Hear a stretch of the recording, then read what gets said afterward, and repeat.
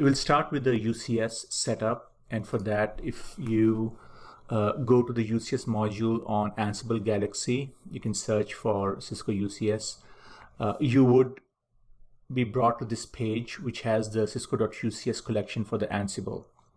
There are a couple of requirements that Ansible 2.8 or newer is installed and Ucsm Python SDK is present. And then the installation procedures are listed on this page. So on our VM, since it's a base install, we don't have pip. So very first thing which we need to do is to install pip.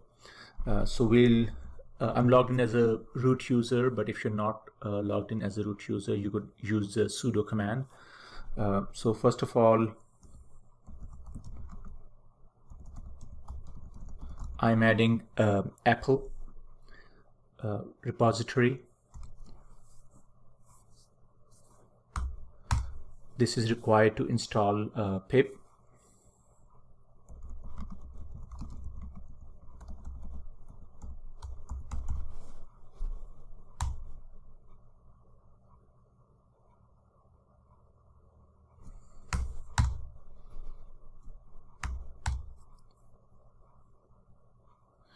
All right, we should have pip installed. Let's verify.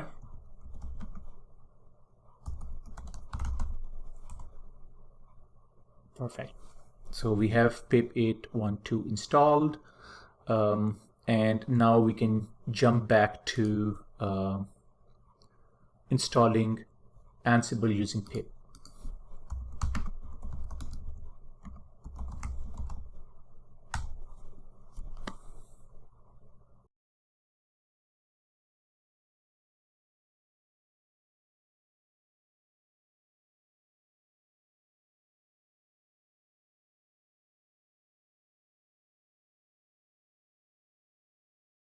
So the next step is to install the Ucsm Sdk.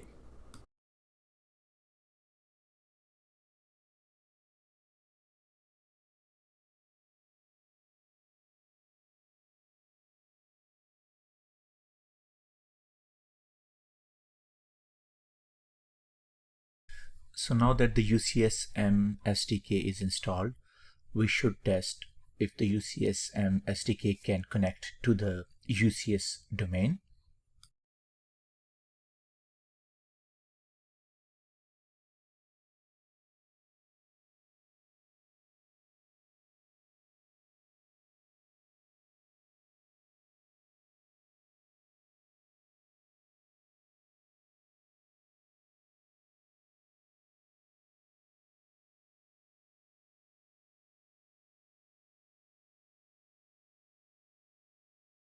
The return value of true means the Ucsm Sdk as well as Ansible is working correctly.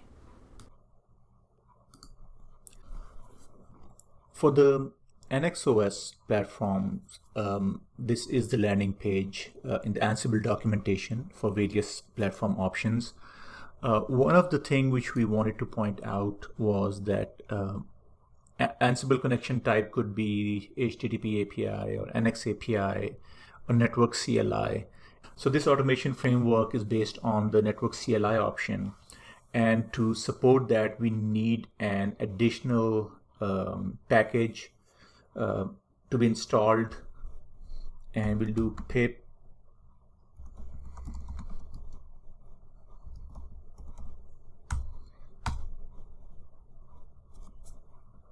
we need to be able to SSH into both the Nexus devices as well as MDS devices from our jump server so that the keys are cached.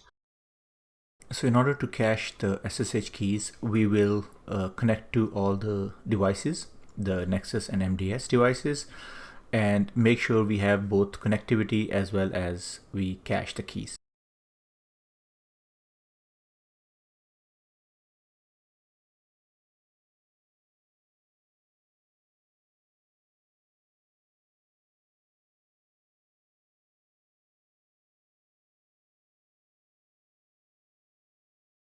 So moving on to Ansible for VMware, there are a few packages which we need to install on our management hosts, and they're listed on this page. So let's go ahead and install them.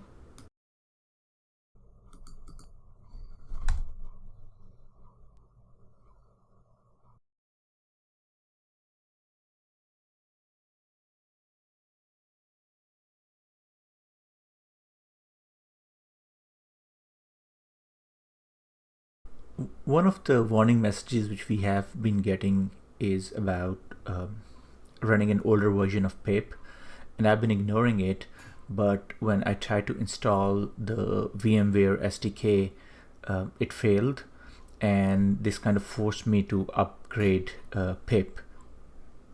So once we upgraded pip, the VMware SDK would be installed correctly.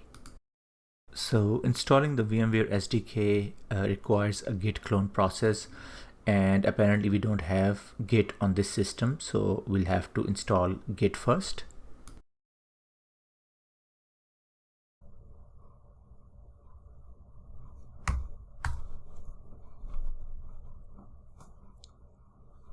Alright, so now that git is installed, we'll go back to this original page.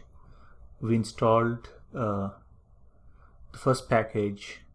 This package was failing, and now I realized without git this won't work, so we'll try this one more time.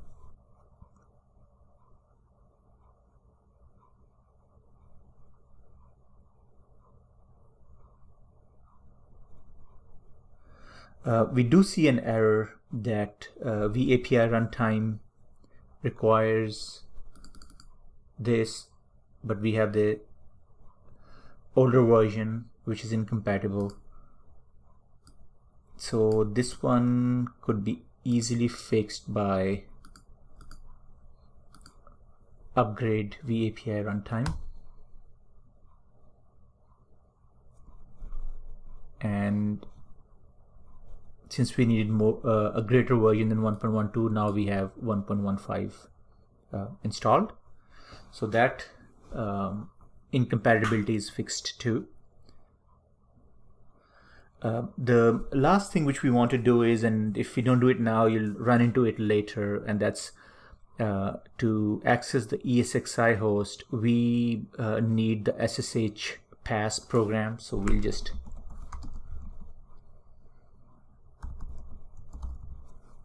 this.